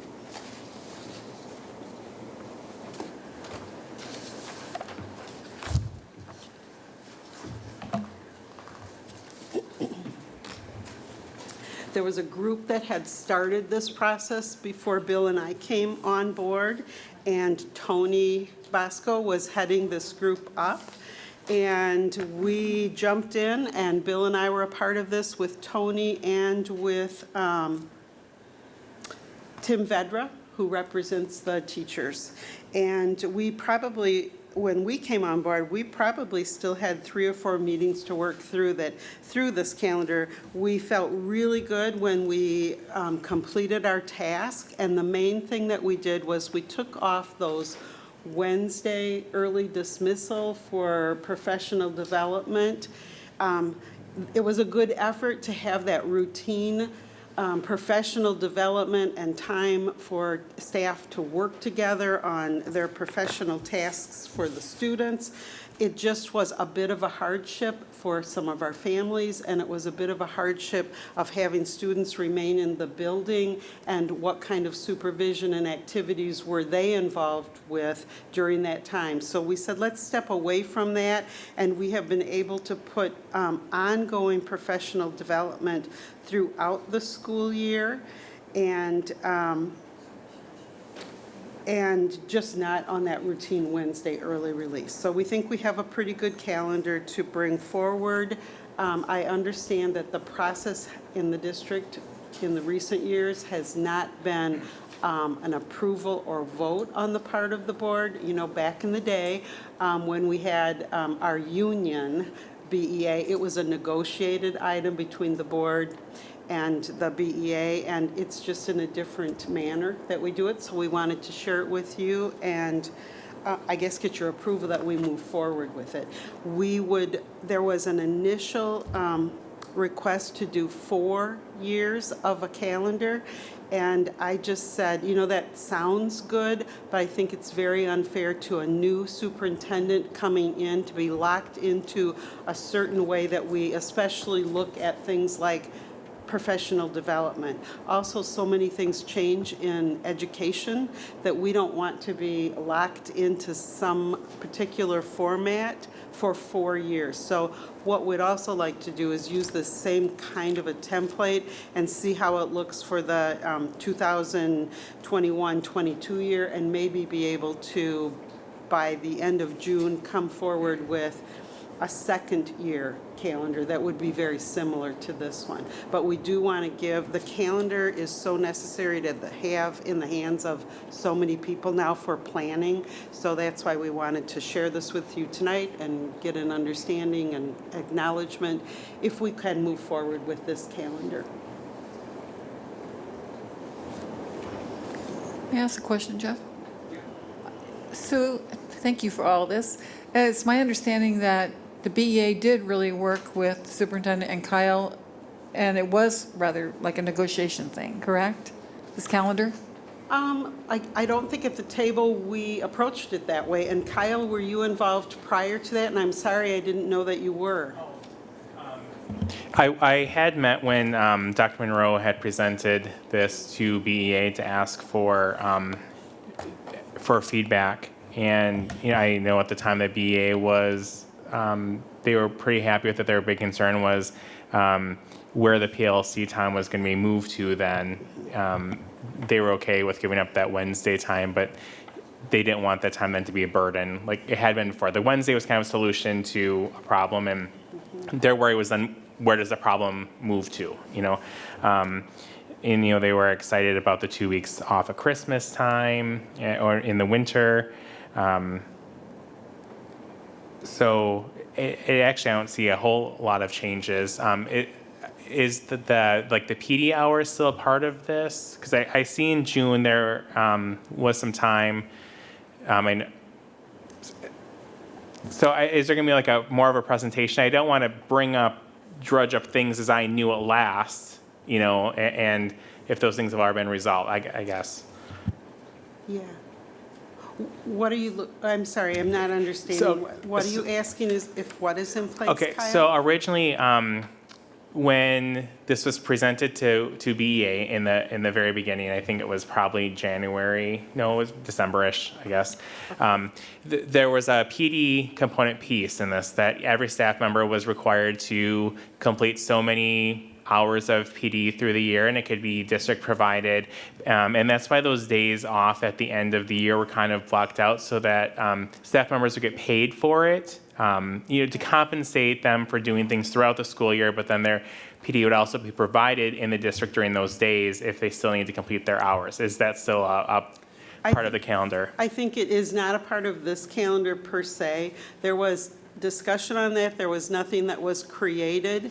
And when it was initially explained to me, I could not support, there was a lot to be done in the summertime, and I had talked with other people in other districts, and I personally could not support a plan where people did a lot of work and just checked it off. I got my hours done. Now I don't have to do anything through the course of the year. I got my things done. I'll get some pay for it, that kind of thing. And I said, I really am a strong believer in professional development being throughout the school year. You can do a lot of things in the summer. You can do a lot of things on either end of the calendar. But to try to, unless we can improve a model where people get in addition, the ongoing professional development throughout the course of the year. I couldn't support that model, and it wasn't in a ready position to bring forward. There was a lot of discussion on, well, what would count, what wouldn't count, and I just thought, let's get a good calendar in place, provide professional development throughout the course of the year with obviously some at the beginning and some at the ending of the year. The team just did not have any kind of valid instrument ready to go that what things would be counted in that and how it would work and who would manage that and oversee for all of these professionals what they're doing and if it qualifies and how much time they spent on something. I think it might be a good thing to continue to look forward to. And I'm sorry that I didn't know that you were a part of that committee, or I would have asked that you be a part of those meetings that we were at. I apologize. We have, what's your title? Is it labor? Labor liaison? The board appoints one person to be part of BEA meetings throughout the year. And so that was Kyle this year. We should have told you that. Sorry. I'm sorry. And he gets paid a lot of money for that. So this is not a final, this is, or is it final? It can be final. I think it's in, Needed you to review Beth's printout. The calendar days that you had were right, but we need to just make sure that we interpreted all your notes correctly. And I've seen a couple, I think that we need to just, that we quite make this revision. some small revisions. Yeah. Okay. When we first received it, it had some major changes in it, and that included like a complete week of vacation in November. And we talked with several of the parties that would be involved, and nobody felt this pressing need to have that in November. And we said, it's not a typical thing in Wisconsin that people have that break then. Then there was another full break, and it was just a lot of week-long breaks. I think there were 3 scheduled. It might have been 4. And it really was going to push the calendar out either way in August and June. And it just did not seem to be an appropriate plan for us. Sue, is it fair to say that there's been more give and take on this calendar than in the past? Because it's always been a complaint I've heard from the staff that it's kind of jammed down their throats and it doesn't really flow with really a good process. Tim took it, and Tim was at all of our meetings and had a lot of input, and Tim took it to his leadership group, and you saw that group, John, when we met on that Saturday. It's a pretty big group of teachers and very representative of different roles in the education group and the different levels, and they felt good about it, and they had input in it through Tim. Great. Anybody have, Kyle? So I've kind of been saying this ever since I've got on to the board. I know we have a sub situation in our district, and so one of my solutions or ideas on how to get around this problem is to have at least one day off a year where teachers don't have PD, pay them for it, don't pay them for that. But then it kind of like a doctor's appointment day where they can schedule, they know that they don't have to take time off for a PD day then or something, but then that's a day that they're able to use to make doctor's appointments for themselves, their family, and it's a predetermined day. And then also pushing the information out to like Beloit Health System and Mercy and so then they all know what insurance they have, they know where they work. So then as that scheduling comes up and say, oh, I see you have like a doctor's day, this day, it can be used as a mental health day, but then it also provides staff that time where they can make their appointments and not have to take a day off to meet those needs. That would be a board discussion, I think, Kyle, to do that, because that's also got budget written all over it. So, because they already have some PT days, I believe, and vacation days, and so to give them a day when the average working person doesn't get that, I think I understand what you're saying, but be careful with what we're financially giving out there to 600 people at a day's pay when they also have other benefits that we've got to consider. So But it's worth a decision for the board to talk. It won't be on my watch probably, but I do want to say, Sue, thank you to you and your team. The plan you put together has been very thoughtful. It's been prudent. But I also want to, Megan sent me something today, and thank you, Megan, for doing that. Megan got some concerns from a couple teachers, and we've got over about 600 teachers or something like that, and we've got about almost 7,000 students, and everybody wants what's best for them. They don't care about everybody else. And so be careful when you get calls from the community complaining about something. It's okay to listen, but please remember that we are working as hard as we can, and don't jump to conclusions. So Megan, thank you for what you did today, getting me the information so we could get it clarified. I appreciate that very much. But just be careful as we go through this process. It's a big job, and our admin team's been working 12-hour days to make it right. And you look at other cities and districts, they're not even close to what we're doing here. So thank you again. Okay. John? Sue, I would like to thank you for all your hard work and the administrative staff as well. You guys have done a great job. One of the things, a couple of things, first of all, the communication has been really nice. I mean, I was surprised to see the text messages, and I thought that was neat. I'd be curious to know what the feedback has been, if you've had positive feedback. I also like the fact that it's a human voice on there too. And that's something I think we talked about a little bit about, so that's been... We did, and we said, we asked Monica to do the human voice, and we said, you have a lovely voice, and we appreciate that in the time of a crisis that it feels a little more personalized, so she has been happy to do that. That's great. Any word on the meals and as far as the numbers that we've seen, and we've had, 3 weeks now? Joanne? Today, we had our highest number with 2,422 meals served. We have progressively seen delivery options go up quite a bit, so we tried to communicate that is for people who are physically unable to come to a site or have another barrier. We don't want to just say, we had it triple in 2 days in the very beginning, because as soon as somebody heard about it, literally, and I'm not kidding, somebody across the street from Hackett called and said, deliver my meal. And then we watched the kid come out and go get another meal, which we will feed anybody no matter how many times they want.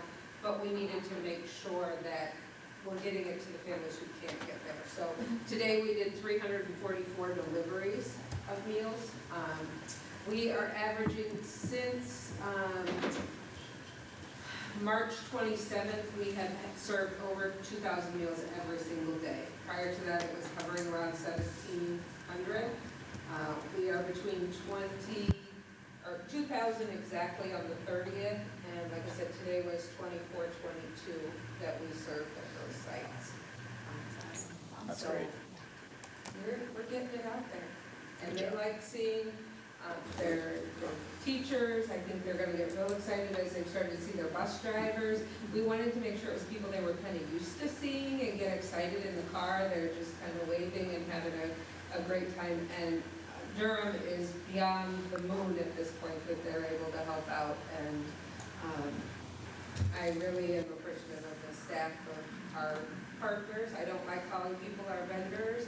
We need to really, be cognizant of our vendors and partners that are out there in Airmark and Durham and TC Networks that are continuing throughout this stage and continue to service the district. So we're still giving away books too, and we have delivered 100 of the backpacks from Community Action, Boys and Girls Club, and the Y, yes. They brought us 100. We delivered those today to Hackett, so those will be distributed with meals. They brought another 100 today that were targeted for Merrill, so those will go out. And they informed me today that they have another 100 that they're packing that will be able to distribute as well. So they are aiming to fill 100 at every one of our elementary schools. So that's their goal at this point. So we've got a lot of support out there, and the kids still have lots of books at schools that they can take votes. We filled out up the outside libraries today that they have the giving libraries. At Gaston and at Merrill, we filled those boxes up today, so we're trying to get out there as much as we can. And if I could share, our 4K programming that we're working on, we know that our littles need a little bit more of the manipulatives than the online, so we will be working with a vendor to mail to each of our 4K students and our 4K teachers so they can model using those materials. Families will receive those. It's a couple weeks out yet, so when we get to that point, we'll make sure that we advertise that and let you know when those are going out as well and when they can be expected. Thank you. Joanne, I thought at first you said you're giving away boats. And I thought, man, I want to get a boat too. Well, the rain, you might need it. And those packets that we did mail out went to all pre-K through 5th grade, and those were delivered last week, so all of our families with a pre-K 5th graders should have got their packet in the mail already. Great. Good stuff in bad times. Okay, we are going to move on to the consent agenda. Does any board member want to make a request to take anything off the consent agenda? If not, I would welcome a motion to accept the consent agenda as is. I'll make a motion to accept the consent agenda. I'll second that. Is there any further discussion? If not, all in favor say aye. Aye. Anybody opposed? That motion passes. We are at item 5, which is this the approval of the closed session meeting minutes? I can't, is this meetings? Okay. So I would take a motion to approve the minutes. I'll move approval. I'll second. Any discussion? If not, all in favor say aye. Aye. Anybody opposed? That motion passes. We are on number 6, on the future meeting items. I will tell you that I have called a meeting, if you haven't seen it, for 5:15 on Thursday. It really is to discuss the possible use of Aldridge as an emergency medical facility in this time of stress that we're in today. I don't anticipate a long meeting. I think, Joanne, you had something for this Thursday as well? Yeah, they wanted to add the And the personnel recommendations, that will be on the agenda as well? And I talked to Michelle, this might be the last closed session we have as this board. We really need to spend some time doing closed session minutes. We There's a could. lot of them. How long do you anticipate that to be? Michelle, there's a lot, aren't there? We Well, I haven't mean, unless approved there's a lot of minutes. discussion, there shouldn't be a whole lot that goes with it, right? So we could do a closed session on Thursday as well. You want to make it happen in the agenda? We can read them at home, yeah. But then we have to come in. And the thing is, we can't read the ones from the clerks. Megan, Kyle, and Wendy all have some closed session minutes. I don't know, maybe Michelle, you can tell us how that's done. They would probably have to find a way to get them to you because they each have them. Like Kyle's, I don't think he has any, do you have any left, Kyle, that you have not already given for approval? A lot of times you've shared them for approval. Do you still have some that? Yeah, I think there was one that we want to talk about further. Okay. So we're not done with it? Can, Megan took some minutes during closed session one time, and then Wendy took them last time, but there weren't any actual minutes during the closed session period, she said. Because we didn't have any actions. But we Okay. still have minutes to approve. We still keep minutes, right? Well, right, but the going in and out of closed session is in the regular minutes, because it's just procedural. So there were no motions. Right. no. So whatever we have to approve, let's put it on the agenda for Thursday because it won't take that long. Okay. But are you gonna go into closed session for anything else? Because if you're not, then you're not supposed to No. go into closed session. No, we won't. We won't need, personal recs will not I need. thought you were going to go in for attorney. I haven't decided on that. I don't know if we're going to need it. If we don't, then we don't have an opportunity to do this, so, yeah. Yeah, I don't know that we need the attorney on this one. I've talked to him on it. I pretty much know where we're at and everything. I've got the actual, I now have to pay him that way. But I have the actual, his thing I'll distribute to, so that probably should be done in closed, I don't know if it'll be done in closed session or not. The attorney there, you could bring Yeah, that's not- and present it. Yeah. We can approve the minutes. Yeah, I have it, so we can do that. So I'll bring in the attorney's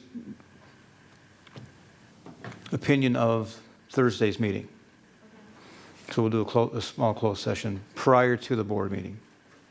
So let's do closed session first, and then we'll do the board meeting. And then I do want to have a meeting on the 14th to clean up before the new board, and at the same time, we may want to make that I don't know if the election results will be done by the 14th. Well, that's when the last ballots are due, No, they're due today. I mean, they had to poll for today, they have to be in by the 13th. which is next Monday. Right. So they'll still be counting. So go ahead, Michelle. So we as a district have to canvass on the 14th, and we have to, but we can't canvass until we get everything from the city. And I don't know exactly what time that will be, and Wendy can't canvass, so she asked that I canvass, and we were hoping that maybe John or Jeff or Kyle or Megan would canvass with me. I just need two of you because Pam can't canvass because she's on the ballot too. So I need two other people to canvass with me, and then we have to open it to the public to either come in, or we have to have Dean tape it because it's an open meeting. Yeah. But I've done that with you before a long time ago.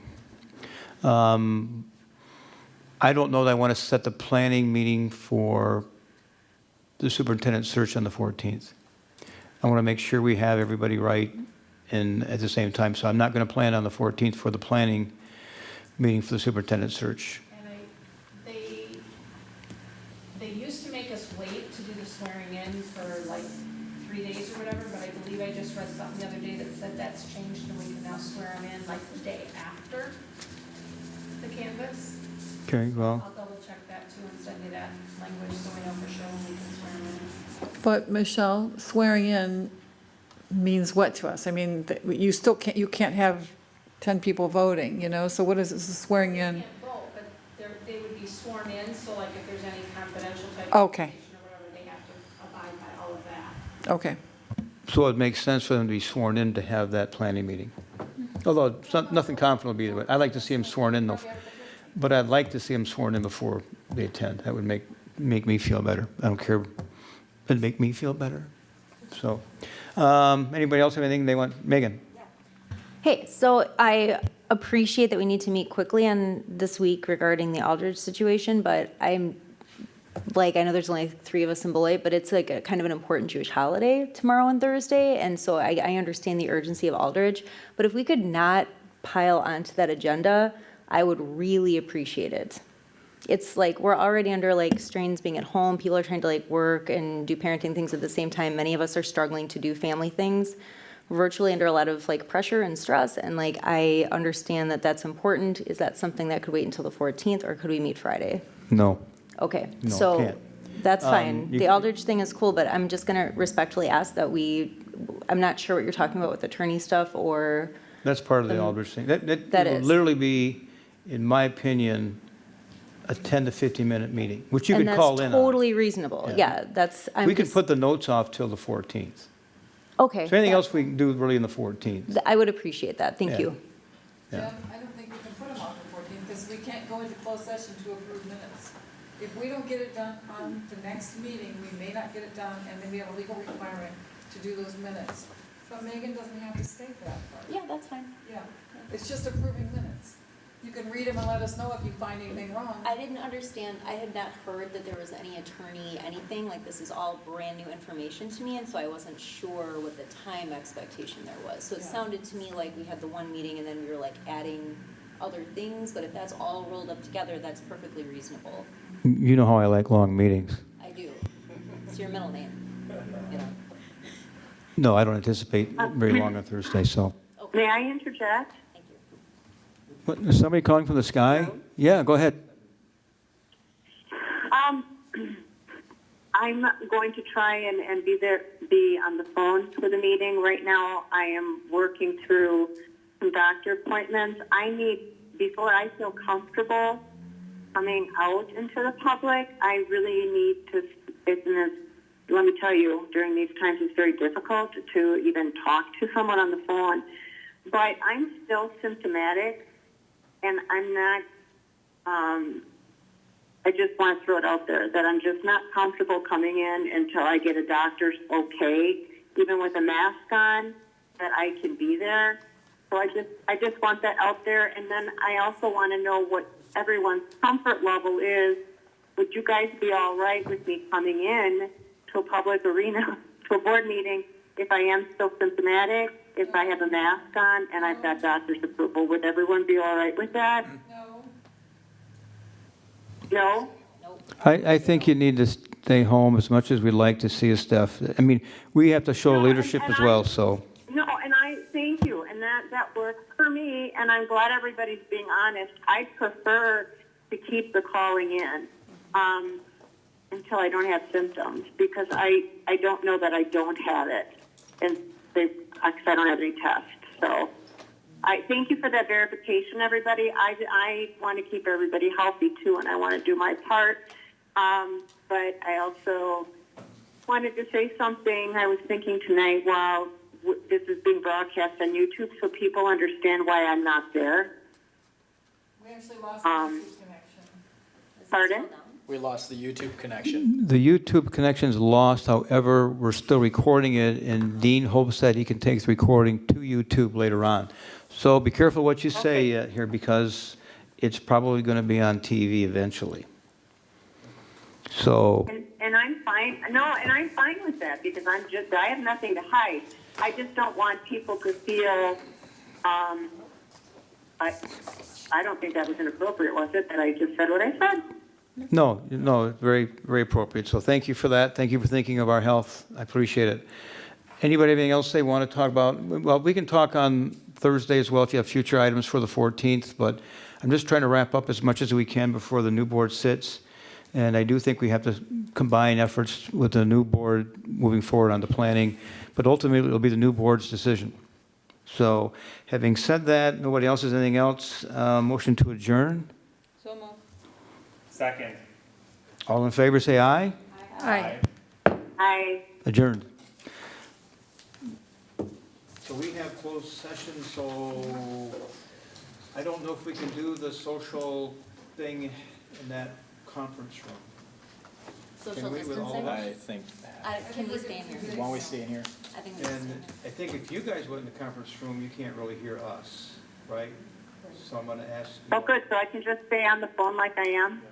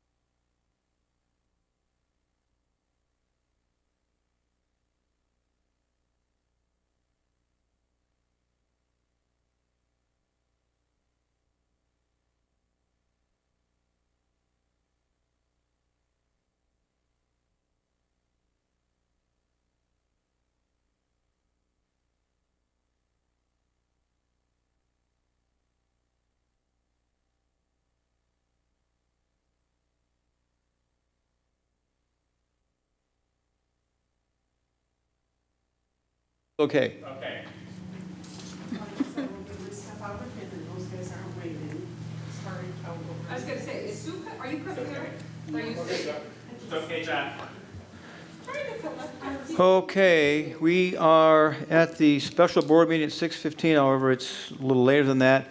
I do apologize to the public. We lost the YouTube connection, as did a lot of the United States and parts of the world, so unfortunately, we're going to have to go into closed session, and when we do, I've been told by our technical people that we cannot go back on the air, so we do have one thing to do in closed session that will be available if we take any action on it in the probably in the paper and in our notes. So I apologize for that. So I'm going to call this meeting to order. I need a roll call, Michelle.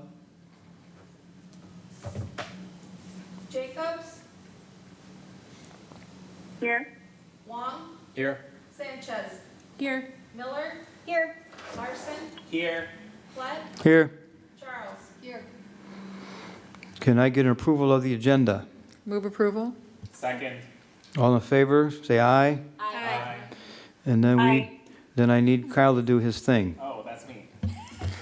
Okay, so I move to convene the Board of Education into closed session pursuant to Section 19.85, Parent 1, Parent C, relative to considering employment, promotion, compensation, or performance evaluation data of any public employee over which a governmental body has jurisdiction or exercises responsibility. I'll second. Roll call. Roll call, right?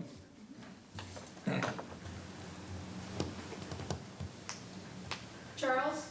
Aye. Miller? Aye. Fled? Aye. Sanchez? Aye. Larson? Aye. Jacobs? Aye. Wong? Aye.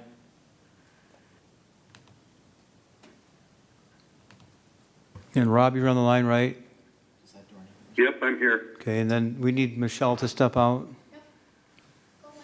John, there's a door. The tech door. No, Dean's gonna wait, he needs 20 seconds, I think, to shut down, too. He said he's gonna come out and tell us when it's all shut down. Okay. I'll be in the other room. Okay. That's the thing about being closed session here. I know we have to, but like people can still be like, still.